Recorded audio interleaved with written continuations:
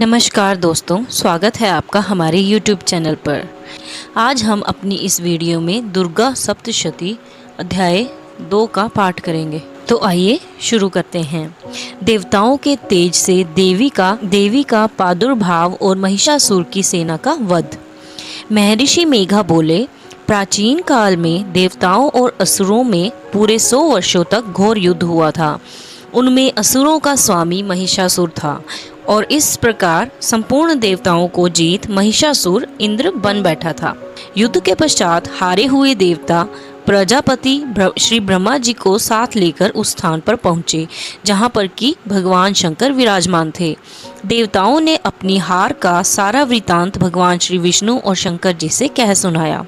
वह कहने लगे, हे प्रभु, महिषासुर सूर्य, इंद्र, अग्नि, वायु, चंद्रमा, यम, वरुण और अन्य देवताओं के सब अधिकार छीनकर सबका अधिष्ठाता स्वयं बन बैठा है।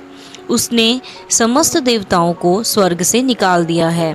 मनुष्यों की तरह पृथ्वी पर विचर कर रहे हैं। दैत्यों की सारी करतूत हमने आपको सुना दी है और आपकी शरण में इसलिए आए हैं कि आप उनके वध का कोई उपाय सोचें।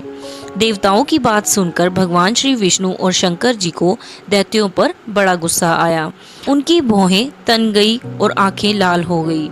गुस्से में भरे हुए भगवान विष्णु के मुख से बड़ा भारी तेज निकला और उसी प्रकार का तेज भगवान श्री शंकर जी और ब्रह्मा जी और इंद्र आदि दूसरे देवताओं के मुख से भी प्रकट हुआ। फिर वह सारा तेज एक में मिल गया और तेज का पुंज वह ऐसे दिखता था जैसे कि ज्वल्यमान पर्वत हो। देवताओं ने देखा कि उस पर्वत की ज्वाला चारों ओर फैली हुई है और देवताओं के शरीर से प्रकट हुए तेज की किसी अन्य तेज से तुलना नहीं हो सकती थी। एक स्थल पर इकट्ठा होने पर वह तेज एक देवी के रूप में परिवर्तित हो गया और अपने प्रकाश से तीनों लोकों में व्याप्त जान पड़ा। वह भगवान शंकर जी का तेज था। उससे देवी का मुख प्रकट हुआ। यमराज के तेज से उसके शरीर के बाल बने। भगवान विष्णु जी के तेज से उसकी भुजाएं बनी। चंद्रमा के तेज से दोनों स्तन और इंद्र के तेज से जंघा और पिंडली तथा पृथ्वी के तेज से नितंब भाग बना। ब्रह्मा जी के तेज से दोनों चरण और सूर्य के तेज से उसकी उंगलियां पैदा हुई और वसुओं के तेज से हाथों की उंगलियां एवं कुबेर के तेज से नासिक बनी। प्रजापति के तेज से उसके दांत और अग्नि के तेज से उनके नेत्र बने। संध्या के तेज से उनकी भौहें और वायु के तेज से उनके कान प्रकट हुए थे। इस प्रकार उस देवी का प्रादुर्भाव हुआ था। महिषासुर से पराजित देवता उस देवी को देखकर अत्यंत प्रसन्न हुए। भगवान शंकर जी ने अपने त्रिशूल में से एक त्रिशूल निकालकर उस देवी को दिया और भगवान विष्णु ने अपने चक्र में से एक चक्र निकालकर देवी को दे दिया। वरुण ने अपने चक्र में से एक चक्र निकालकर उस देवी को दिया। वरुण ने देवी को शंख भेंट की। अग्नि ने उसे शक्ति दी। वायु ने उसे धनुष और बाण दिए। सहस्त्र नेत्रों वाले श्री देवराज इंद्र ने उसे अपने वज्र से उत्पन्न करके वज्र दिया और एरावत हाथी का 1 घंटा उतार कर देवी को भेंट किया। यमराज ने उसे काल दंड में ले एक दंड दिया। वरुण ने उसे पाश दिया। प्रजापति ने स्फटिक की माला दी और ब्रह्मा जी ने उसे कमंडलू दिया। सूर्य ने देवी के समस्त रोमों में अपनी किरणों का तेज भर दिया। काल ने उसे चमकती हुई ढाल और तलवार दी और उज्जवल हार और दिव्या वस्त्र उसे भेंट किए। इनके साथ ही उसने दिव्य चूड़ामणि दी, 2 कुंडल, कंकण, उज्जवल अर्धचंद्र, बाहों के लिए बाजूबंद, चरणों के लिए नुपुर, गले के लिए सुंदर हंसली और उंगलियों के लिए रत्नों की बनी हुई अंगूठियां उन्हें दी। विश्वकर्मा ने उनको फरसा दिया और उनके साथ ही कई प्रकार के अस्त्र और अभेद कवच दिए। और इसके अतिरिक्त उसने उसे कभी नए कुम्हालने वाले सुंदर कमलों की मालाएं भेंट दी। समुद्र ने सुंदर कमल का फूल भेंट किया। हिमालय ने सवारी के लिए सिंह और तरह तरह के रत्न देवी को भेंट किए। यक्षराज कुबेर ने मधु से भरा हुआ पात्र और शेष नाग ने उन्हें बहुमूल्य मणियों से विभूषित नागहार भेंट किया। इसी तरह दूसरे देवताओं ने भी उसे आभूषण और अस्त्र देकर उनका सम्मान किया।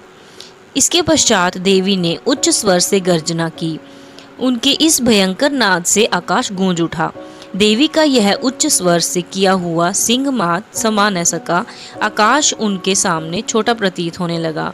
उससे बड़े जोर की प्रतिध्वनि हुई, जिससे समस्त विश्व में हलचल पैदा हो गई और समुद्र कांप उठा।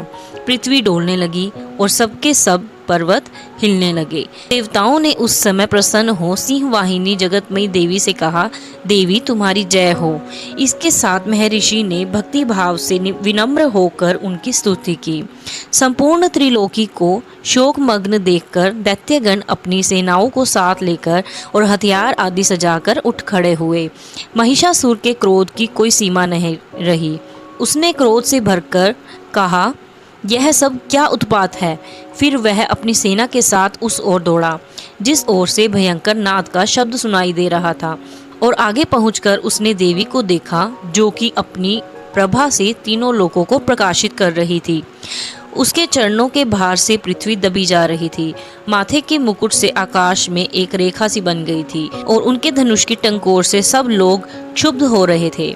देवी अपनी सहस्त्रों भुजाओं को संपूर्ण दिशाओं में फैलाए खड़ी थी। इसके पश्चात उनका दैत्यों के साथ युद्ध छिड़ गया और कई प्रकार के अस्त्र शस्त्रों से सब की सब दिशाएं उद्भाषित होने लगी। महिषासुर की सेना का सेनापति शिक्षुर नामक एक महान असुर था। वह आगे बढ़कर देवी के साथ युद्ध करने लगा और दूसरे दैत्यों की चतुर्गणी सेना साथ लेकर चामर भी लड़ने लगा और 60,000 महारथियों को साथ लेकर उदग्र नामक महादैत्य आकर युद्ध करने लगा। और महाहनु नामक असुर 1 करोड़ हाथियों को साथ लेकर, असिलोमा नामक असुर 5 करोड़ सैनिकों को साथ लेकर युद्ध करने लगा। वाशकल नामक असुर 60 लाख असुरों के साथ युद्ध में आ डटा। विडाल नामक असुर 1 करोड़ राथियों सहित लड़ने को तैयार था। इन सब के अतिरिक्त और भी हजारों असुर हाथी और घोड़ा साथ लेकर लड़ने लगे और इन सब के पश्चात महिषासुर करोड़ों रथों, हाथियों और घोड़ों सहित आकर देवी माँ के साथ लड़ने लगा। सभी असुर तोमर, भिंदीपाल, शक्ति, मूसल, खड़ग, फरसों, पट्टियों के साथ रणभूमि में देवी के साथ युद्ध करने लगे। कई शक्तियां फेंकने लगे और कोई अन्य शस्त्र आदि।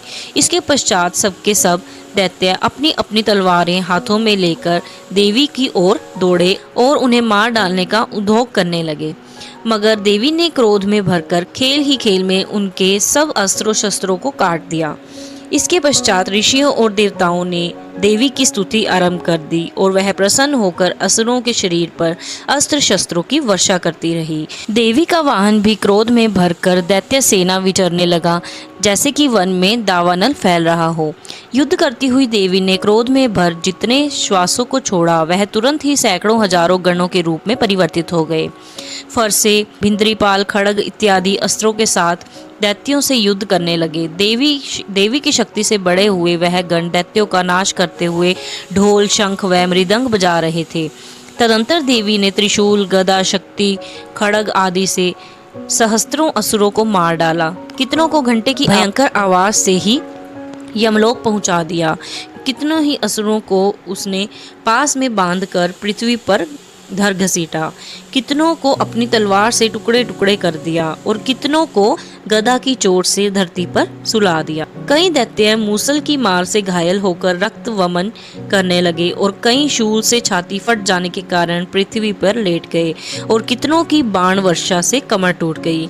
देवताओं को पीड़ा देने वाले दैत्य काट काट कर मारने लगे।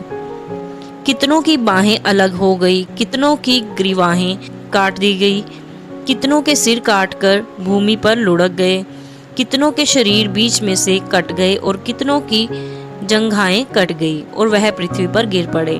कितने ही सिरों व पैरों के कटने पर भी भूमि पर से उठ खड़े हुए और शस्त्र हाथ में लेकर देवी से लड़ने लगे और कई दैत्य गण भूमि में बाजों की ध्वनि के साथ नाच रहे थे।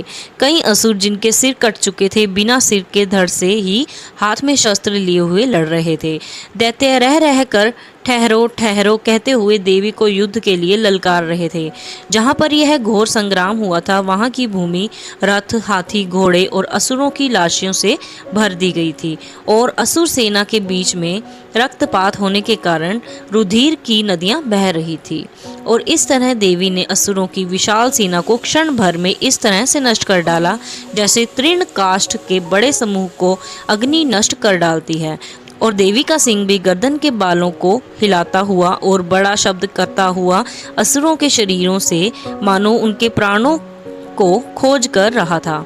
वहां देवी के गणों ने जब दैत्यों के साथ युद्ध किया, देवता प्रसन्न होकर आकाश से उन पर पुष्प वर्षा करने लगे। तो दोस्तों, यह था दुर्गा सप्तशती का दूसरा अध्याय। अगर आपको यह वीडियो पसंद आई हो तो प्लीज़ इस वीडियो को लाइक कीजिए और ऐसी ही कथा, कहानियाँ और जानकारी प्राप्त करने के लिए हमारे चैनल को सब्सक्राइब कीजिए। धन्यवाद।